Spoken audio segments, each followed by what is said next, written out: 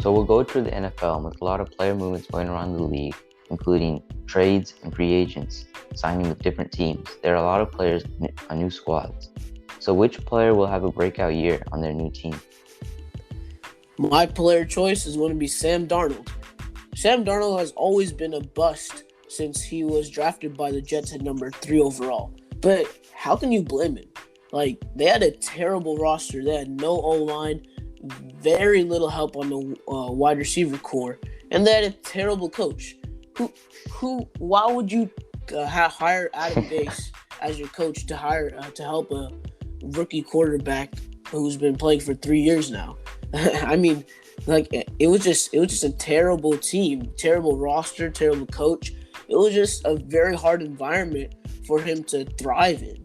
And now I feel like now that he's playing with the Panthers and a great coach, a great young coach in Matt Rule, and offensive weapons like Christian McCaffrey, Robbie Anderson, and DJ Moore, along with a pretty good offensive line, I feel like he's going to do great. I think he'll probably get around 4,500 passing yards. He'll get probably 25, 27 touchdowns at least.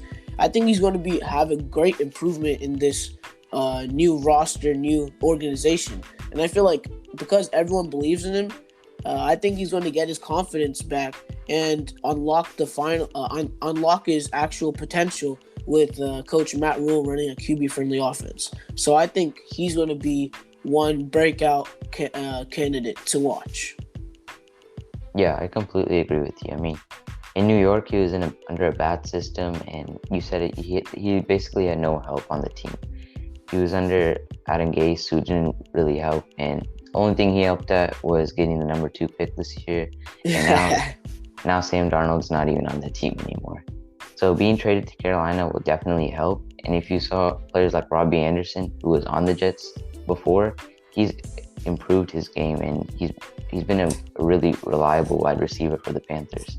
So for Sam Darnold to have reliable options like Anderson, DJ Moore, and an elite running back in Christian McCaffrey, I think he will benefit exceedingly. Like, he will be probably a great player on the Panthers team. But another QB I have in mind is Matthew Stafford. He has upgrades on both ends, and he's in a bigger market, which will help him elevate his game. I mean, this team was in the Super Bowl 2 years ago, so they definitely have the talent. The defense is stacked, and the receivers are good.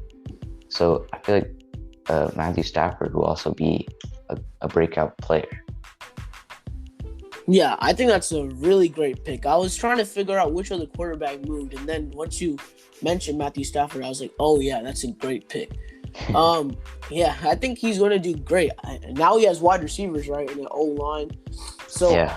And he has Coach Sean McVay, and Sean McVay is one of the top offensive coaches in the NFL.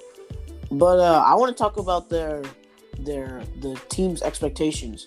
For me, I think the Panthers' expectations with Sam Darnold for this year is probably going to be just to be second in the division in the NFC South. They're going to be competing with the New Orleans Saints for that. But since the Saints don't have a steady QB situation either, since the quarterback position is so important, I think they can compete with the Saints for that number 2 spot in the division behind the Tampa Bay Buccaneers. And for the Rams, I think they're Super Bowl contenders. I think they're the next best team after the Buccaneers in the NFC. Right behind the Buccaneers, I feel like they're Super Bowl favorites in the NFC. I think they're better than the Seahawks. I think they're better than the Packers. Yeah, I just feel like they're a great team with Aaron Donald and Jalen Ramsey on the defensive end, Matthew Stafford, Robert Woods, Cooper Kupp on the offensive end. I think they're just loaded with talent and great coaching. So I think they're going to be a Super Bowl contender in the NFC. Yeah, I completely agree with you, especially with the things going around the teams in each division. Like both of these teams could easily be first, like the Rams. They could easily be first in the NFC West. And for the Panthers, they could be second, especially with New Orleans not having Drew Brees this season. Yeah. So So with going to a new team, it can affect any player. So who will benefit the most from a change of scenery? I think it's going to be Jadeveon Clowney, and I'm so happy that he's finally on a team where he'll have a chance to play great, because he's always been expected to have high sack numbers ever since he came out of college, being the number one overall draft pick in 2014 in the 2014 draft. But for what I've observed and what a lot of analysts say is that he's more of a run-stopping defensive end. He'll help you on those first and second downs whenever those teams are trying to run to get extra yardage. And so because of that, people haven't considered him a top-tier defensive end. But he plays very well when he has an elite opposite defensive end. Because when playing with J.J. Watt in 2017, he put 9.5 sacks. And in 2018, he put up 9 sacks. So now that he's playing with Myles Garrett, who is J.J. Watt level dominant, I think he's going to be a star again. But the only way he'll be a star is if he doesn't have injuries ruin his season. So I feel like the one player who benefited the most from switching teams is Jadeveon Clowney. Yeah, in a way, I agree with you, but I went with a different player. I went with Edge Carl Lawson, who's I'm with the New York Jets. I mean, in his rookie year with the Bengals, he logged 8.5 sacks, and he was looking to be a really good edge. But then he had some bad injuries and torn ACL and stuff, and then he just didn't really look the same. But last season, he had 44 quarterback pressures, fourth most in the league. And with signing with the Jets, I feel like he would be he would benefit this team tremendously.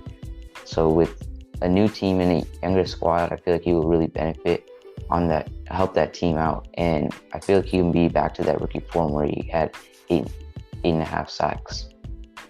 Yeah, I think that's a great pick. I feel like, especially with Robert Saleh coaching that defense, he played with Nick Bosa. He coached Nick Bosa in San Francisco. So I feel like he'll be able to help. What are you saying? And they went to the Super Bowl that season. Yeah, exactly. So he knows how to coach a defensive line. They've made other defensive line improvements too, and they already had Quentin Williams, who's a very good defensive tackle. Not Aaron Donald level, but who is. Yeah. But yeah. So Carl Lawson, I feel like he's going to be a top tier defensive end. I feel like people have been sleeping on him. I think the Bengals should have really kept him. Like, I don't know. They paid Trey Hendrickson the same amount of money just on one more year, the same rate just on one more year. But Trey Hendrickson only played good for one season, while Carl Lawson has been playing good. So I feel like that's a great pick, and I think he's going to do great in New York.